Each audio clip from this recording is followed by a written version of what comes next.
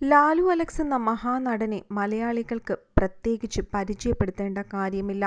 വില്ലനായും നായകനായും സഹനടനായും അച്ഛനായും സഹോദരനായുമൊക്കെ Lalu Alex ഒരുപാട് ചിത്രങ്ങളിൽ അഭിനയിച്ചിട്ടുണ്ട്. ഓരോ കഥാപാത്രങ്ങളും മലയാളികളുടെ മനസ്സിൽ എപ്പോഴും തങ്ങി നിൽക്കുന്നവ തന്നെയാണ്. തൻ്റേതായ അവതരണ ശൈലിയും അഭിനയ പാടവവും കൊണ്ട് ലാലു അലക്സിന് മലയാള സിനിമയിൽ തൻ്റേതായ ഒരു കയ്യൊപ്പ് പതിപ്പിക്കാനും കഴിഞ്ഞിട്ടുണ്ട്. ഒരു ചെറിയ ഇടവേളയ്ക്ക് ശേഷമാണ് പൃഥ്വിരാജ് സുകുമാരൻ സംവിധാനം ചെയ്ത മോഹൻലാൽ ചിത്രമായ ബ്രോ ഡാഡിയിലൂടെ ലാലു അലക്സ് തിരിച്ചു വരുന്നതും.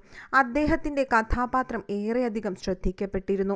കുര്യൻ മാളിയേക്കൽ എന്ന അച്ഛൻ കഥാപാത്രം അത്രയധികം ആരാധകർക്കും പ്രിയപ്പെട്ടത് തന്നെയായിരുന്നു. സിനിമയിലെ കഥാപാത്രം ശ്രദ്ധിക്കപ്പെട്ടതോടെ പല അഭിമുഖങ്ങളിലൂടെയും തന്റെ കരിയറിനെ കുറിച്ചൊക്കെ നടൻ തുറന്നു പറയാൻ തുടങ്ങി. എന്നാൽ വ്യക്തി ജീവിതത്തിൽ വലിയ വേദനകളും വിഷമങ്ങളും ഒക്കെ തനിക്ക് ഉണ്ടായിട്ടുണ്ട് എന്നാണ് ലാലു അലക്സ് ഇപ്പോൾ തുറന്നു പറഞ്ഞിരിക്കുന്നത്. അദ്ദേഹത്തിന്റെ വാക്കുകൾ ഇങ്ങനെയാണ്. പ്രതിസന്ധിയിലൂടെ തൻ്റെ ജീവിതം കടന്നുപോയപ്പോൾ മുഴുവൻ പിന്തുണ തന്നത് ഭാര്യ ബെറ്റിയാണെന്നാണ് അദ്ദേഹം തുറന്നു പറഞ്ഞെത്തിയിരിക്കുന്നത്. പലപ്പോഴും തനിക്ക് സിനിമ ഇല്ലാതായിട്ടുണ്ട്. മലയാള സിനിമ എന്നോട് കുറച്ചുനാൾ വീട്ടിലിരിക്കാൻ പറയും, ഞാനത് അനുസരിക്കും. സിനിമ ഇല്ലാതെ വീട്ടിലിരിക്കുന്ന നാളുകൾ വലിയ വിഷമമുണ്ടാക്കുന്നത് തന്നെയാണ്. ജീവിതത്തിലെ വേദനകളെക്കുറിച്ച് ഓർത്താൽ സങ്കടം വരും. എനിക്കൊരു മോളുണ്ടായിരുന്നു. പക്ഷെ 10 മാസമേ അവൾ ജീവിച്ചുള്ളൂ.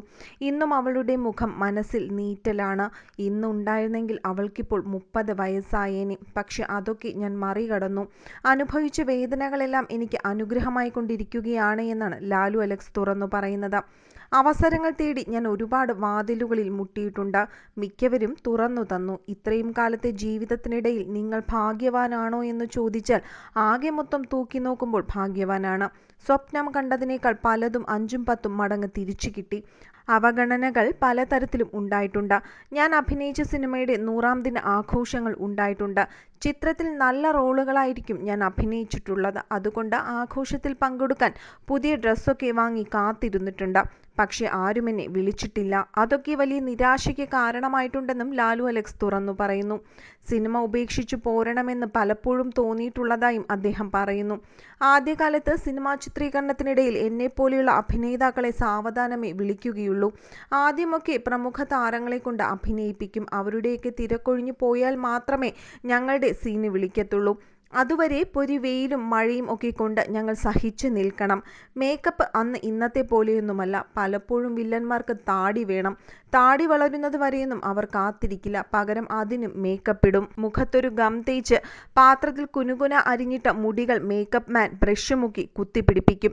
അപ്പോഴേക്കും പുകച്ചിലൊക്കെ തുടങ്ങും. നീറ്റലും ചൊറിച്ചിലും ഒന്നും വിട്ടുമാറില്ല.